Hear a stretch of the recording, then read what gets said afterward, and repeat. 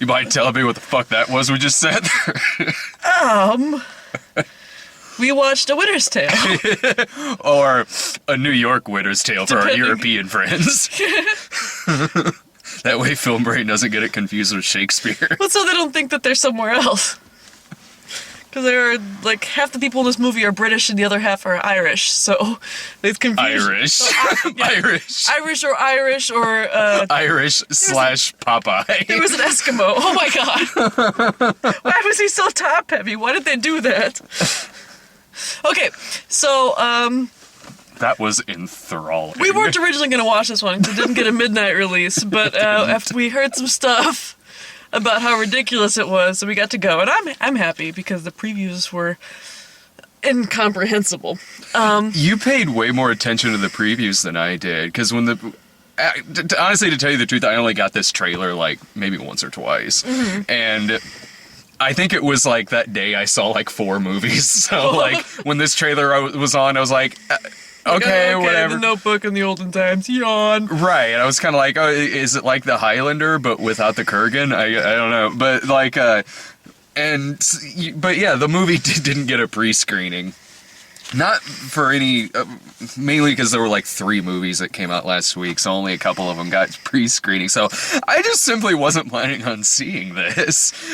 But then I started getting emails. I started getting emails. Now, you wouldn't tell me ahead of time what tweets. you heard. What did you hear exactly? I heard, well, other than the Rotten Tomatoes score, which was like 4, and headlines on review sites, like from people who I like respect, that just said like, "This is nuts," was just the headline. Like, witness the cinematic wrong that is Winter's Tale. So I'm like, what? This sounds like something special. And then on the comments pages, I was getting more people talking about Winter's Tale than about last night, which we actually saw. And it was just a list. One guy goes like, "Man, you guys missed out. I went to fucking Winter's Tale and Lucifer shows up, and it's Will Smith in a Jimi Hendrix shirt in 19... With Sinbad earrings. Yeah, in 1915... And then one guy responds like, "Oh man, that's pretty funny." Then the same guy came back and goes, "I'm fucking serious." And then I got emails about it pretty much saying the same thing, like, "Dude, you have seriously got to see this." Akiva Goldsman got a group of actors together to make complete asses of themselves, just like he did with Batman and Robin. And that's what it was. This was really special. I needed this kind of bad movie after Endless Love. I'm asking between whether we should, like, break down the plot of this movie, such as it is, or just start listing off the bonkers shit that happens, context-free. You know what? Even if we just went point by point what happens in this, it would still sound context-free. The movie starts... I want to tell the ending. And then the horse flew him off to space. And then they died. He becomes a star. Because the horse flew him there. His work here was done. So they flew off into space at the end, over New York City. And... to live in Orion's belt. Yeah. This shit happens. The horse has got big, like, fuck-off fairy wings. They're not like normal Pegasus wings like you'd see. It's just like this random kind of gobsmacked-looking horse that they've taught how to, like, bow, and he can walk backwards. My liege. And he bows to the guy, like twice, and it's, like, the most awkward, painful, stilted horse thing you've ever seen. Like, I'm doing it. Can I have my sugar cube? And so...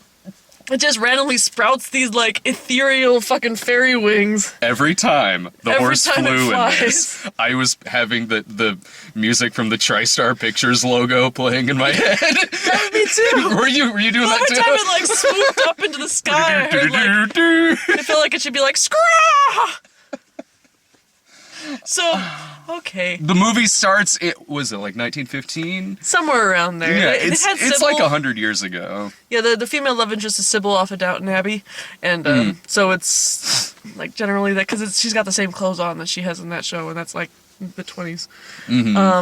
It starts out in the 20s, and so like he's an Irish thief. A handsome thief that with for some reason like a really long like his hair is horrible in this movie. It's like National Treasure horrible. It was like kind of like the Shemp Howard hair kind of. Yeah, like that 1990s thing that all the guys had, where it's like shaved, like that was, and then like long. Yeah, I had that in the 90s. I had that exact cut in the 90s. Most people did. Yeah, I kept it for a little while longer. I had it in the mid 2000s, but yeah, that period in the 90s where we brought back, like, Shemp's haircut. Honestly, I don't mind that hairstyle at all. I thought he kind of pulled it off. But that's just me. I mean, you have a soft spot in your heart for it. I kind of do. I like Shemp Howard. So he's a thief, and she's got consumption. Which, what is that? I've heard of it before, because isn't that what Nicole Kidman had in Moulin Rouge? I thought she had tuberculosis. Did she? I know, so. like consumptive just means kind of wan and sexy looking, and then you die.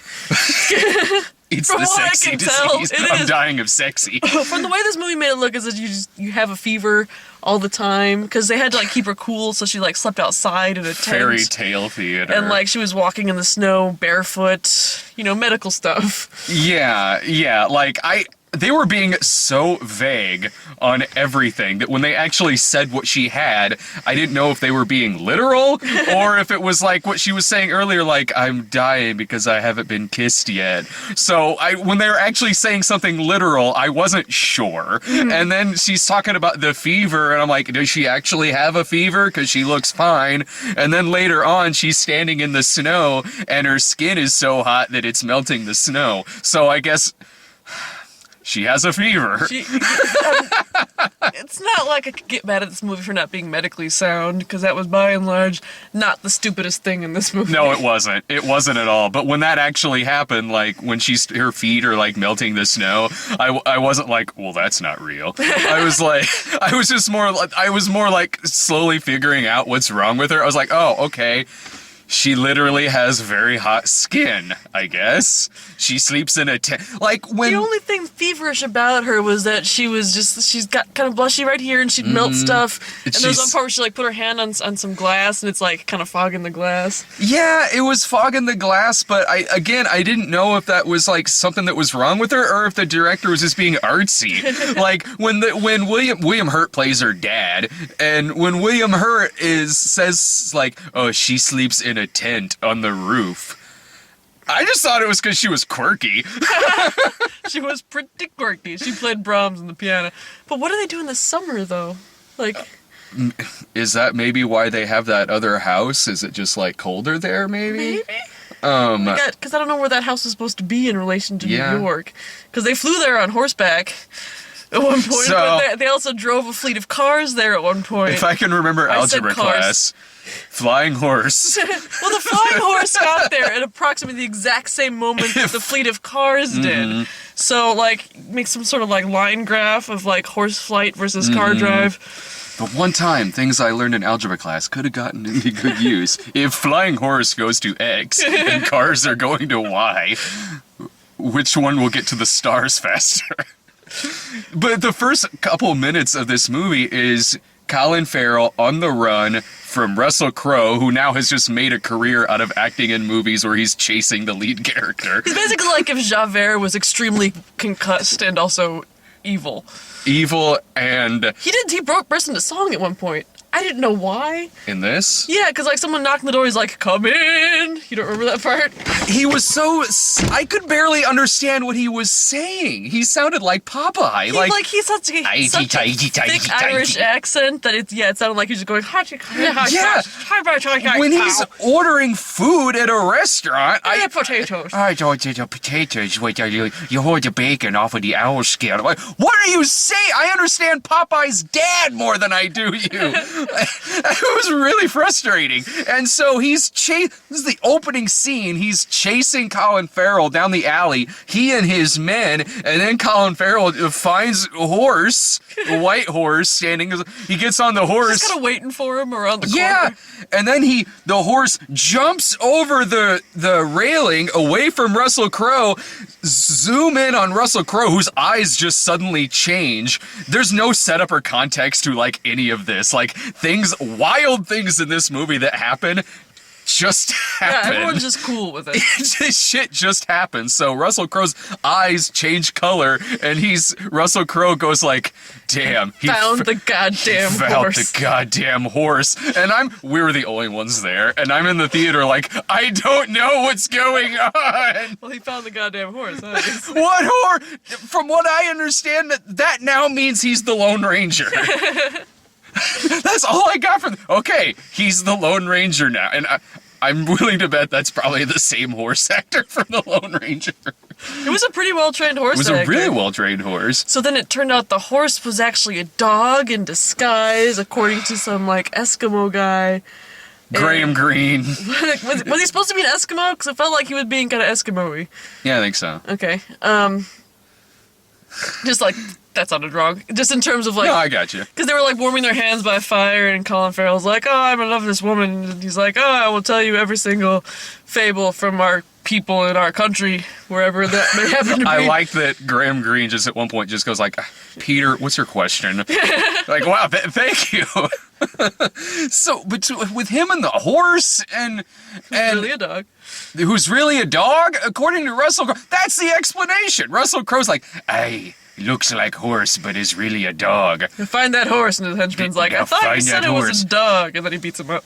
And then his homeless friend, Colin Farrell's homeless friend, when he walks away with the horse, his friend is like, Fred, he's only in one scene, but his friend was like... Hey, Fred's like holding the horse for him when he went to grab his shit, and he's like, "It's about time you got here." What? Like, who... What? I feel like I'm missing chunks here. Like... I feel like the book probably explains a lot. It doesn't. I hope the book is this incomprehensible. So then it turns out that Russell Crowe is a demon trying to sow discontent, and his homeless friend must have been an angel. Yeah. And the horse is a dog, and Will Smith is the devil. Who just kind of like she's not kidding. Chills out in a warehouse and waits for people to come and ask him questions. Cause what kind of Satan is this? Like, and like a real blasé Satan who just keeps himself in like a room. That's it, like a dark room. Every now and then, Russell Crowe goes in there, and it's Will Smith. It's seriously Akiva Goldsman calling in every favor in the book. Like, Jennifer Connelly, you won an Oscar from being in one of my movies. Be in this. Womp womp. And so, yeah, Will Smith is Lucifer. Russell Crowe's name is Pearly, and Will Smith it's 1915, and Will Smith is wearing a Jimi Hendrix t-shirt. Okay, well, they do defend that, because, Pearly has to go to Will Smith to ask for permission to go north of the city. I don't know why. And Will Smith says no. I don't know why. And so Pearly throws this little temper tantrum, like, "I have to go find him now." And Will Smith's like, "Don't talk to me about now." And just like his face kind of like morphs. So if you'd have seen, like, not a concept of time. I kind of figured that it is just funny. Or you know what? You know what would be greater if it just turned out he was Jimi Hendrix. That's what I think happened. Is the devil. I think he was Jimi Hendrix. When we first saw him, we just saw like the back of his ear and like this silver earring, and I'm like, Arsenio? And Brad's like, "You're not far off. You're not far off. Wait for it." I knew that was coming, and I wouldn't have dreamed of spoiling that for you. I'm glad you didn't. That got spoiled for me in the comments. So yeah, Will Smith is Lucifer. He's Satan. Why was Russell Crowe wanting so hardcore to kill Colin Farrell in this? Because I had no clue. Because it seemed like, apparently, well, we need to go back to Colin Farrell's parents for this one. Oh, I forgot about that. They make him a little boat and put him out to sea in a hurricane. Parents are coming onto Ellis Island, but they're gonna get kicked back off again because they've got pulmonary disease, I'd assume. But they just mark him like a big P, and they're gonna send him home. They're like, "Bye, baby," and the guy's like, "No, just fuck off." And so they find this model boat in one of the rooms on the ship on the way back to whatever stand, and they knock a hole in the middle, just kind of put the baby in it and send it off in the hopes that it will reach the shore of America during a storm. And not get broken by a storm or eaten by wolves. It was during a storm. That was so funny. I leaned over to you. I'm like, oh, they should have just threw him in the sewer at like the beginning of Batman Returns.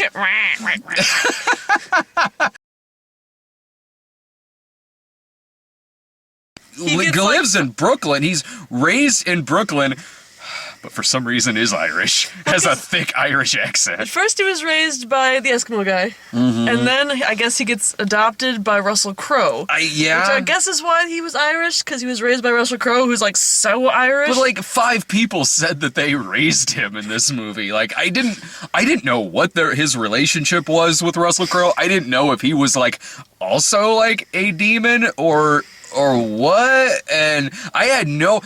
When Russell Crowe comes up to him at the end and just says, "Okay, now we fight," that sort of started making sense to me, because I was like, well, okay, Russell Crowe is playing the South Park version of Russell Crowe. He's playing himself. He just sails around and wants fisticuffs with someone. And Colin Farrell's the one person who got away from him. So Russell Crowe will spend all of eternity wanting to get into fisticuffs with him.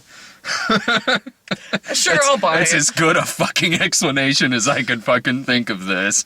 But I was coming around to the reason Russell Crowe hates Colin Farrell's character, and it's also the reason why this movie wasn't completely brilliant, because every once in a while a character would just drop what they were doing and give the most hackneyed, over-the-top, dramatic speeches about nothing in particular. Like Will Smith with his now speech, or Russell Crowe's got this one speech where it's basically laying out that the reason he hates Colin Farrell is because he raised him from a kid, and the thanks that he got was Colin Farrell kept coming up with these ideas on how to steal stuff without murdering the people you're stealing it from. God he just forbid. will not truck with that, and just goes and off. And he found the horse. How dare he? I think the horse thing was in the relationship with the horse and Colin Farrell is because someone dared Akiva Goldsman that he couldn't make Terrence Malick's version of Mr. Ed. Horse was my favorite character. Horse was by far my favorite Horse. character. Hey, come on, horse. Horse! Horse! Horse, go! Go, horse! Go, horse! The horse doesn't leave. The horse is just looking at the girl. What's the girl's name? Sybil. Sybil is just looking at her character's name was Beverly. That's it, yeah. Beverly looking at her house, and Colin Farrell's like, "All right, horse, all right. Just this one. Just this one more. We'll rob this house." If you say so, horse. Goes in there and just instantly falls in love with her, which she is beautiful. She's one of the prettiest women I've ever seen. Crazy beautiful. And oh my god. She's playing the piano, and she's all consumptive and interesting looking, and her hair is all wild and free. And so he's trying to rob his house, and then light glints off of stuff and hits him in the face. Light glints off of a lot of stuff in this movie. Man, Russell Crowe at one point holds up a jewel, and then what is it that appears? Of soothsaying jewels. So he shakes them in the moonlight, and then it puts this perfect 3D image of Grand Central Station, and that's how he knows that Colin Farrell is at Grand Central Station. No, I was in the theater. I was like, okay, well, he just found where the Ark of the Covenant is. I know this scene. So yeah, Colin Farrell is adult Hugo and lives above the train station. Mostly just because the train station has stars on the roof, I guess, and stars and light glinting off of stuff. And he could sneak in there in the middle of the night and steal some Dunkin' Donuts. So yeah, he's gonna rob from her, but he falls in love with her instead, except she's dying, so then he wants to hang out with her, and Russell Crowe wants to stop him, because apparently every human gets one miracle to use in their lifetime, and Russell Crowe's worried that Colin Farrell's going to use his miracle to cure Beverly, who's going to die of the consumption. Because he's an agent of darkness. There's got to be so much more evil things he could be doing. No. He did not seem like the smartest man in the building. The brightest bulb on Broadway is what I was looking for. Is So I it think that just... this is just the best he could come up with. He's a demon with nothing fucking better to do. He's just gonna fuck with this guy. He's been doing press-ups for like 20 years. Yeah, later on, he's very top-heavy and is kind of... Just like he's like Bob Boxbody. Yeah. With just like these tiny little legs and this perfectly round head with this perfectly round bowler hat on it. And I think maybe they were trying to make him look weird and they succeeded. Is it just me that... Or did like... Beverly and Peter Lake have no chemistry. Oh, I thought they did. You I thought did? they were cute Okay. together. I They're both really good actors. Oh, I'm not saying that.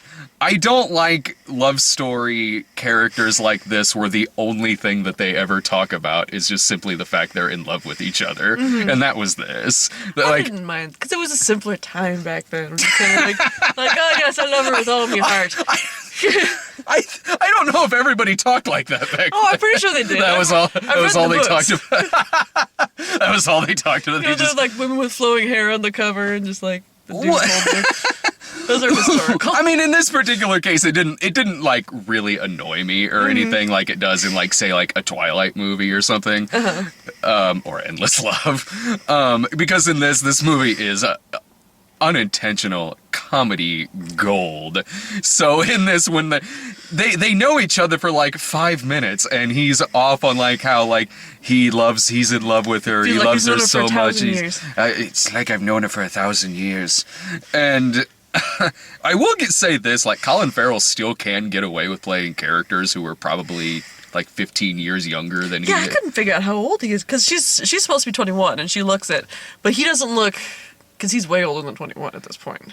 And he doesn't really would he look be it. 40 yet? Sounds about right? Yeah, maybe.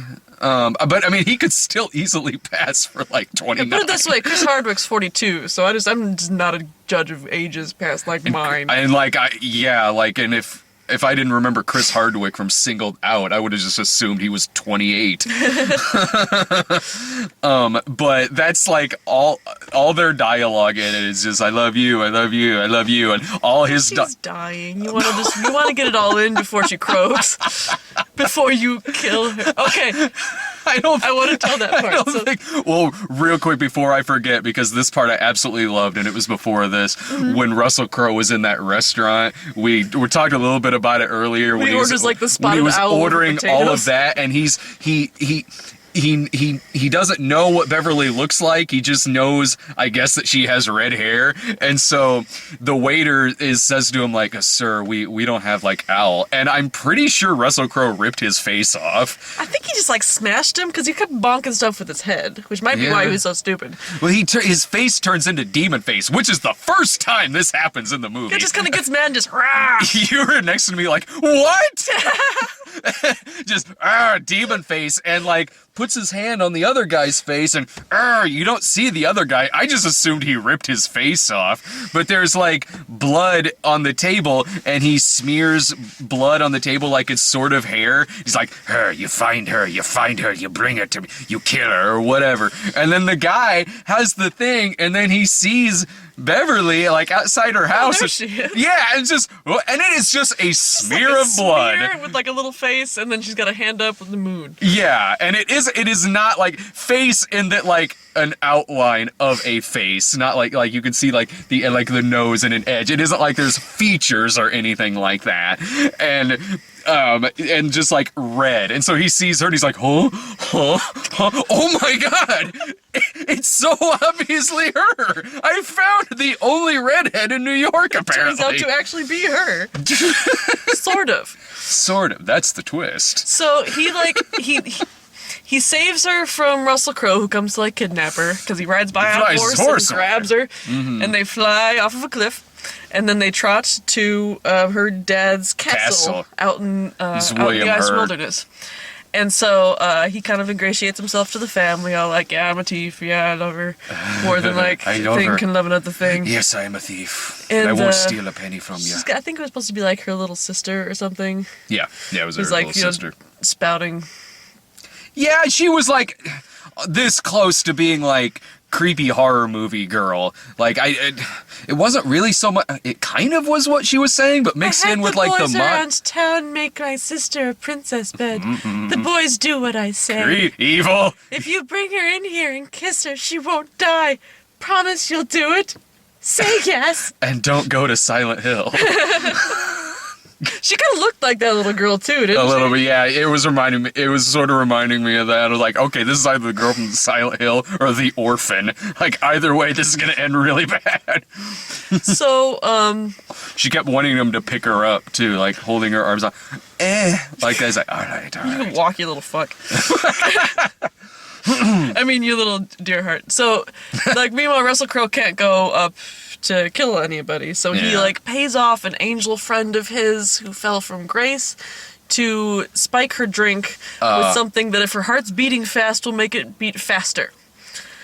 So meanwhile, he's talked her into going dancing with him, and after they go dancing, they bone. And since her drink has been spiked, he effectively bones her to death. He does. So, you know, death by penis, not a bad way to go. But I was mad at them for that entire sex scene because, like, it's the whole thing is if she gets hot, she will die. So he's fucking her missionary style and just basically, like, smothering her body with his. It seems like it would be... Like, put her on top, maybe, Yeah. or just, like, you know, side saddle it.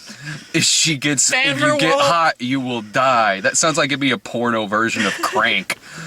What the fuck? It's this close to being like something like Cat People, where like, if you bone me, I will turn into a panther and kill you. I can't help it, I must have you. And so, yeah, she dies, and he puts her on the bed to like kiss her, bring her back. Doesn't work. That doesn't work. Because it's not Sleeping Beauty. And then, is there anything that happens between that and fight on bridge? Yeah, well, they have the funeral. Yeah. And he's kind of like standing off the side because her whole family knows he boned her to death. And so her little sister comes over and like gives him a flower, and he's like, "I'm sorry." And she's like, just kind of walks away. She said that I was really great, though. So then Russell Crowe's henchmen find out that he was at the graveyard because it means he's back in the city. Wait, that was one of my favorite lines in the whole movie. Do it. It was okay. Russell Crowe is in his office. Because sure. And another guy walks in, he's like, "Oh, we just had him spotted. He was at a funeral for that Beverly girl. Then he went back to Union Station so he could go get his horse." He was just waiting patiently for her. Wow, saying that out loud sounds really stupid. Russell sounded normal to Russell Crowe. He's, "Hey, let's go down to the bridge." So they have like a horse fight. What was that? Like, the horses seemed like they were in their own kind of fight, kinda. Like, I think that's probably what they were going for, but Yeah. it's very, very silly. And it's even, that part's in the trailer, and it's even sillier than in the trailer, because it's like, Colin... His black horse is kind Yeah. of like muscling the white horse. Yeah, like, if you could hear the inner thoughts of the horses, like, it would probably be much better dialogue than what was going on, but also would probably be a completely unrelated fight. Like, the horses don't like each other for reasons that are maybe beyond what is happening in this movie. Like, because, yeah, Colin Farrell and Russell Crowe are yelling at each other, but the horses are, like, eye to eye, and they're going back like this, like, about to have, like, a fucking rumble in the streets. I was hoping they would so much. Like, the dudes would hop off and have their fight, and the horses like, "Nay!" And not to be, though. There is a fight on the Brooklyn Bridge with that's like poor man's gangs of New York. They all have like spikes and shit. It's spikes and those like things on the string that you throw. I used to know the names of it, but it's, the things that they tie up your arms. And so they used that on him, knocked him off the horse, and they used it on the horse, and that was like, that must have been CGI because you couldn't do that to an actual horse. Yeah. But it kind of bound up his front legs. It's like, that was the only time in the movie I was legitimately worried about something. The horse. I was like, I swear to God, if they kill the horse, fuck this movie. Like, throw a net on him. Colin Farrell saves the horse. He's like, "Go horse, run free." I actually I actually did really like that scene because Colin Farrell like totally saves this horse. Like he beats these guys' ass. He cuts the horse free from the net, and then he and the horse are like, look. It was very nice. They did, and it was very nice of the henchmen to sit there and wait for them to finish their moment before they attacked them again. Sure they were as touched as we were. Well, yeah, that's why they couldn't beat him up in that one moment. And so horse is like, I understand, and flies away. Horse away. Horse away. And then Russell Crowe just throws him off a bridge. Throws him off the bridge. He throws him off a... two. Well, he ends up surviving, and then it's 100 years later. Yeah, I wanted to mention, in the preview, it looked like he fell into the water and came up in present time. I kind of wondered that, too. But it seemed like from this movie, what happened was he came up still in the past, crawled ashore, completely amnesia, and then just wandered around for 100 years. For 100 years. He grows Sweet Jesus beard. And Sweet Jesus hair. Sweet Jesus hair. Draws with chalk on the sidewalks. That's about it. Does not know who he is, where he came from, why he's not aging or dying after 100 years. I don't know how he's been surviving this fucking long, but he has. He didn't get a job or anything. I assume he's been panhandling, but you don't see him eating or residing anywhere. He's just wandering and drawing with chalk. Yeah. Same picture. And it's the littlest things that start triggering his memory. Mm-hmm. Like, it seems like within that 100 years, there should have been something that should have triggered his memory, but no, it's like... Because his homeless friend shows up. Yeah, his homeless friend shows up, and then he's like flipping a coin, and the coin glints light. Yeah. It's glinting light. And the girl, cancer girl. Yeah. He sees her... Jennifer Connelly. She's not cancer girl, but Jennifer Connelly's his mother. He sees her at the park playing with her daughter, and her daughter kind of says something similar to the little girl from earlier. And she goes to, like, pick me up, and so he does, and she's like, am I heavy or light? And that's something... That triggers it. That starts triggering his memory to come back. Not all of these chalk drawings he's been doing for 100 years, but that starts triggering his memory. And suddenly now it's romantic Bourne identity, where he's just going to all of these locations and piece by piece figuring out who Beverly was, who William Hurt was, who the... Okay, he ends up... Jennifer Connelly works at a newspaper, and they go there, and the editor of the paper is the little girl from Beverly's little sister. Not only still alive at 110 years old, but is... She's remarkably spry for 110 years old. Not to mention, she's the editor-in-chief of this newspaper. She's still working. Recognizes him instantly. And is not remotely nonplussed. She's like, hey! Yeah. Well, I guess if you're 110 and still have a full-time job and you don't look a day past 75, I don't know, maybe there's something up with her. I don't know. If I were to take a guess, maybe the book does not pick up 100 years later. Maybe the book is like 1970s or something. And that's just purely a guess. I don't know. Which would make more sense. Because that's a glaring hole. I was seriously sitting there like, you're 110 years old. What in the fuck is going on in this movie? I did want to say there was one part that actually made me tear up a little bit. Which one? And it was because Colin Farrell is such a good actor. He is a good actor. They were at like the library, and this is when Jennifer Connelly shows up the second time because he's trying to get into the back room to look at the microfiche, which they kept calling microfiche, and I could swear it's called microfiche, so that was bugging me a little bit. But they go in the back room and they pull up pictures, and a picture of Sybil shows up. Beverly. Yeah. And it's just like the look on his face. It's kind of like, oh, there she is. Oh, that's right. I killed her with my penis. Oh, we did bad, penis. It was worth it, buddy. That would not have surprised me if his dick just talked to him. Nothing other horse in the world would have shocked me. So it turns out that this redhead that he's been granted immortality in order to save is the little cancer girl. Yeah, it turns out that the miracle wasn't his.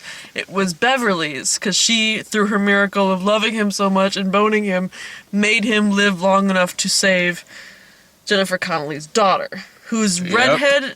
Like, she's got short hair because I guess she's been having radiation.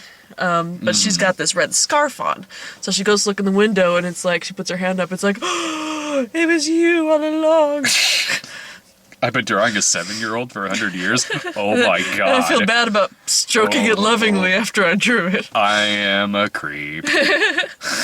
Oh god, when he lays her down on the princess bed, I was like, I do not like where this is going. And then they make out. And Russell Crowe finds out that he's, like, still alive. I don't know how. Yeah, actually. Just kind of, like, looks up, like, and then just walks over to his big tray of diamonds and shakes it, and it's, like, shining. He's like, oh, you're still alive. So he goes back to his old pal Satan and says, Satan, I want to battle him to the death, and that includes mine if I lose. And Satan's like, Are you sure? Are you sure? Because He's this like, is really yes, stupid. Because I am not a clever man. Why? I don't... What? Okay, Satan seemed just as confused as I did. Dude, what? Is it really worth it, man? You are going to get killed. I'm just saying, you're a demon, you are immortal, you will not die. Why are you doing this, dude? Just to get into fisticuffs on a frozen lake? Yes. Do flying horses piss you off that much?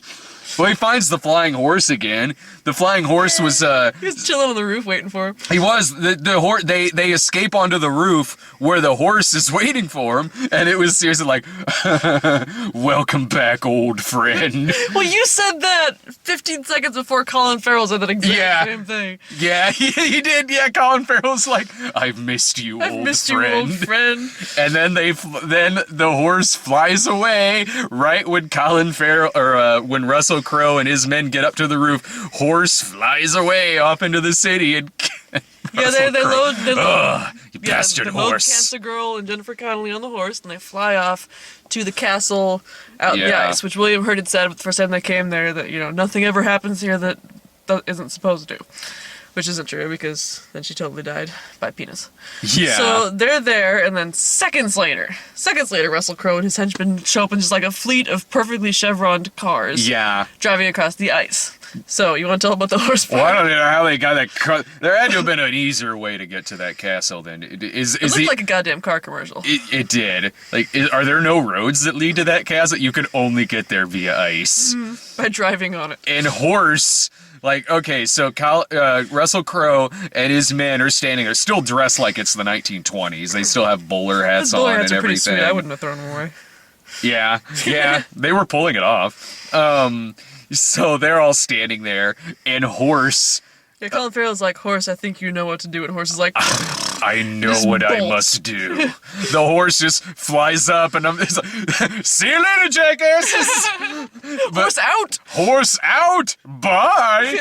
And then a horse comes crashing back down and destroys the ice, and it... The men are just like, into the Ice, water. like, Blah, all blah, blah, blah, cars blah. sinking. All the guys are like,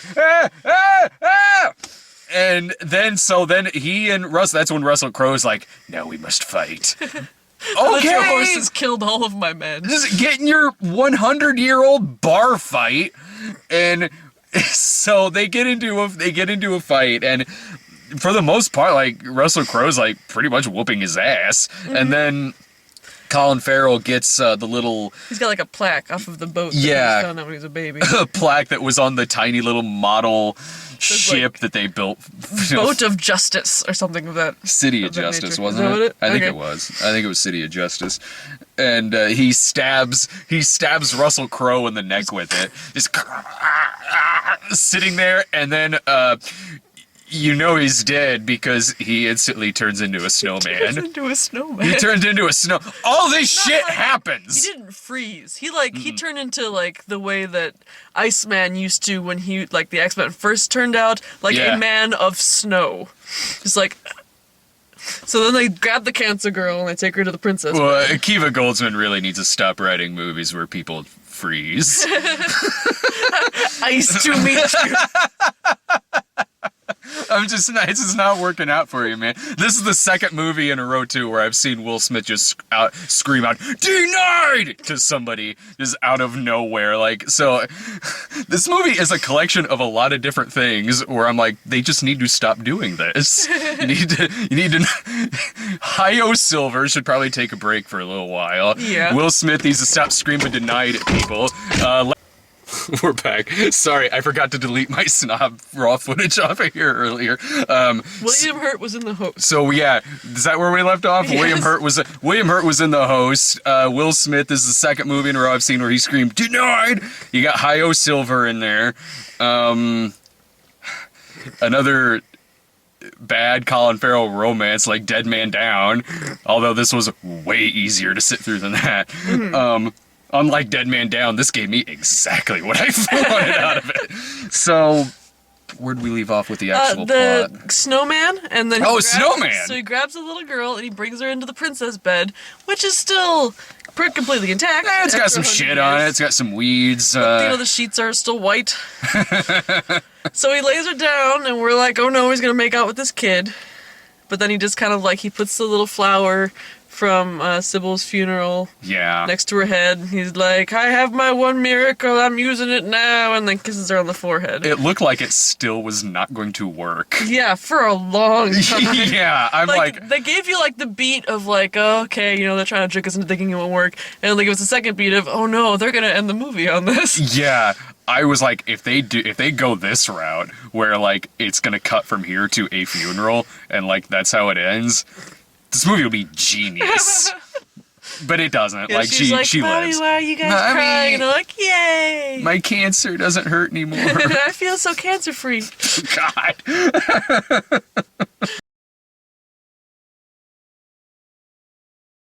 Where did it go after that? Oh, then we went to outer space. Oh, yeah, okay. That's where outer space came in. Yeah. So he goes back to the cemetery to like, Sybil, we did it. And then he turns around and Horse is there, and he's like, so Horse like does we're a good team, awkward, old friend. Painful bowing thing. My liege. Me and Brad did a Christopher Lambert off. Oh yeah. Yes. Hey, come with me. That's really what it was. It hurts.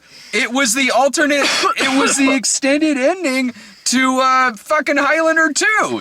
That's what it was. Like, he's like, yes, Horse. Yes, Horse, come with me to space. Come to space. Come on. So he climbs in the horse and pew! Off into space, the end. They go to space. They make a new star, because this movie does not stop telling you about stars or their names. When you die, you become a star. Yeah. You become a star when you die. You become a star when you die, along with your magic horse. Man, this movie was something else. I was thinking when we were watching it that if they had just like Christmased it up just a little bit and put it out in December, it probably wouldn't have done near as bad. Because this is better than most Christmas movies that I've seen recently. I think this movie still would have done just as bad. Do you? It's a laughably bad movie. Yeah, but entertainingly bad. Very much so. It's better than like the goddamn Grinch, and that movie made some Oh money. yeah, I agree. But like, I don't know how well it still would have gone over because, yeah, this movie is so funny. It is a big ball of what the fuck. Like, if I see another movie this year that is a fraction as uniquely bad as this, I will be shocked. I will be shocked if there's a movie out that is entertainingly, uniquely, originally bad as this movie, but it with as horrible word of mouth that this movie has, and with how this movie has gone over with every person who has ever reviewed it, I don't think it still would have done very well. Philistines. I mean, I could be wrong. If they Christmas this shit up and released it in December, like a Christmas Winter's Tale. Like, put a big old bow on the horse, maybe. I mean... Give him some jingle bells. Yeah, maybe it would have made a couple extra $1 million. I have no idea. I don't. But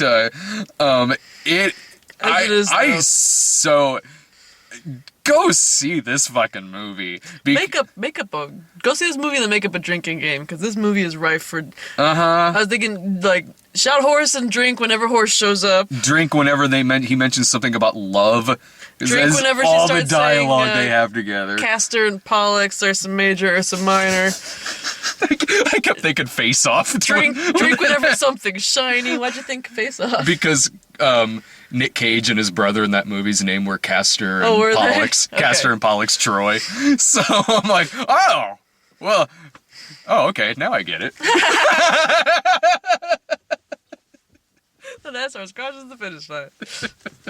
No, but I was sitting there in the theater like, oh, they're going to space prison. He's gonna break out of space jail with Nicolas Cage. The horse flew him. It was all a trick. Space jail. Space jail for stealing so much stuff. That would not be like, yeah, we're joking, but that would not be out of the realm of possibility in this fucking. There was an ice avalanche thing caused by a horse in this goddamn thing. And Demon Russell Crowe, Will Smith with Jimi Hendrix shirt playing Lucifer and Demon Face, and fuck, man, this movie was, go see this fucking movie. Man, if you love bad movies like most of us do, this movie is a gold mine. We were cackling. They God! Check in on us because we were the only people in the theater just like, horse! Horse, all right, horse. That horse was amazing. It was an amazing horse. The horse was unarguably the best character in this movie by far and away. I like. Everything that we've said happens in this movie. This movie is batshit. It is one of the most batshit movies I've seen in years. In fucking years! In fact, you know what? A simple drinking game for this movie would be to take someone uninitiated, sit them down and show it to them, and then drink every time they say, "What? What? What? Fucking what?" How many times did I do that? It must have been at least a dozen. Yeah. Well, I could see the guy, because as soon as the credits started playing, I could see, like, out of the corner of my eye, the usher guy walk in, and we were both kind of like, the fuck was that? And the usher was just, I could kind of see the usher cackling. I don't think it's the first time that usher had heard, "What?" in the middle of that movie. Like, for all the people that I work with who do movies like this on their shows, this is a gold mine. This movie made me so jealous that I don't cover movies this recently. Because, my God, guys like Matthew, guys like Matthew, guys like Doug, they could make an episode like an out of this special that would be longer than the movie. This is a cinematic gold mine of laughter, of crazy, batshit, what the fuck moments. Oh my God, it's like I said, after Endless Love, I needed a bad movie like this. I didn't even need a good movie. I just needed a bad movie to cleanse my palate of unwatchable bad movie. You feel better, buddy. God, so much fucking better. So much. Although, with that being said, like, I was so enraged at Endless Love because I did read the book, and that movie pissed me off so hardcore that it just broke me. Like, that's my boy style. Like, with Jake broke me. That's the most depressing video I've ever done. And so now I'm cackling my ass off at this movie, but for all I know, there's somebody who loves this book and goes to see this and is just as horribly depressed as I was in Endless Love. Well, at least you can take comfort in the fact that I thought it was amazing. So did I. Oh my God. I wish it was closer to Christmas, because my plans for next Christmas, for my Christmas party, is I'm just going to put this movie on. Like, usually I play like Die Hard or freaking Lethal Weapon, but no. This year it's going to be A Winter's Tale. I have got to show this to Brian. Yes! Holy shit. Dude, just fuck. If it were like noon, I would just go to Brian and be like, dude, you're taking the afternoon off work. Well, he had a hard, like, because he was having a hard time with Hunger Games following the thread, so this movie might break his brain. Sometimes I'm not Maybe he the was best. sleepy. Maybe. How is the Hunger Games really hard to follow? I've never read the book. I thought they're. Were you with me when because I walked in on them, they were like halfway through the movie, and they're like, I don't understand this shit. You told me about it. And it's like, well, maybe, I didn't have a hard time understanding it because I read the book. But I haven't read the book, and I knew exactly what was going on. All right, there's some kids that fucking killing each other. It's a reality show. All right. Toby Jones. Toby Jones is in there. Jennifer Lawrence, she's good. Now I'm just reviewing the Hunger Games again. Really wasn't bad. It didn't have enough horse in it, but past that. Now I don't like that movie. Severe lack of horse. Should we talk about the previews? What did we even get? We got that movie that was like Matthew McConaughey talking about being in space, but it says it's going to come out like next year. So I hate that. By then. Yeah, it literally says 1 year from now. Like, I don't like it. Nope. I do want to see that movie. I think that's the new Christopher Nolan movie. It's like Interstellar, I think. And then, speaking of accents, we got Channing Tatum accent movie. Man. I'm so psyched about this movie. Channing Tatum, Mila Kunis is like the princess of Jupiter. Yeah. And so he kidnaps her to make her rule Jupiter. Yeah. Oh, man. That movie... It's called like Jupiter Ascending. It's the new Wachowski's movie. But man, if it's half as fucking all kinds of wrong and kind of train wrecky as their last movie, which was Cloud Atlas, Jupiter Ascending will be worth the ticket price. I'm optimistic. I genuinely enjoy Channing Tatum. I like him in Tatum some Maniac. things. Is that what they call themselves? I don't know. I'm trying to figure one out. Tatum Maniac is what I'm going with right now. If you think of one better, put it in the comments. I like him in... He has yet to sell me on anything where he has to be serious and not funny. And in this, not only is he serious, but he's putting on an accent and he has elf ears. I think he might be a satyr. I'm not sure. That's not really selling me. I thought he was supposed to be like a Vulcan or something. Is that what he's supposed to? I don't know. He had it looked like they had done to his eyes what they did to Johnny Depp's eyes in Alice in Wonderland. Oh no. Which is not a good sign, but I'm still optimistic. The sequel of that piece of shit coming out, huh? Is it really? Yeah, they're making another one. They gotta go back to the well. Come on, that movie was so good. God, it was so bad though. Maybe they'll do the futter whacking. Yeah, we'll get to see the rest of the footer whacking. Oh, that word hurts me. It's the real F word. We got 3 Days to Kill, which I'm seeing tomorrow. That looks pretty good. Yeah. The Liam Neeson phone movie. again. Man, what? That better be in your phone and shit. No diggity. I'm still waiting for somebody to put video of that online. Because right now there isn't any. I only found like a couple of articles that talk about that ad. What the articles say? Just like, what the it was just kind of like, well, some fucking weird ad came up and said a bear was going to eat my phone. What the fuck? It was a Yelp ad that was a review for a movie theater. They gave the theater a 4-star out of 5 review. That 1 star was taken off because the bear ate their phone. Yeah, apparently they're called dot people. I learned that from Google. They're called dot people, and I found some articles that talk about it, but I'm still waiting for someone to get video of that fucking thing. I kind of thought there were supposed to be like 7-Up spots. Yeah, like 7-Up spots, but 3D. Yeah, without arms and legs. And giant creepy mouths. So really nothing like a 7-Up spot. They're red, they're round. Yeah. They're 7-Up spots if you could tell the race of the spots.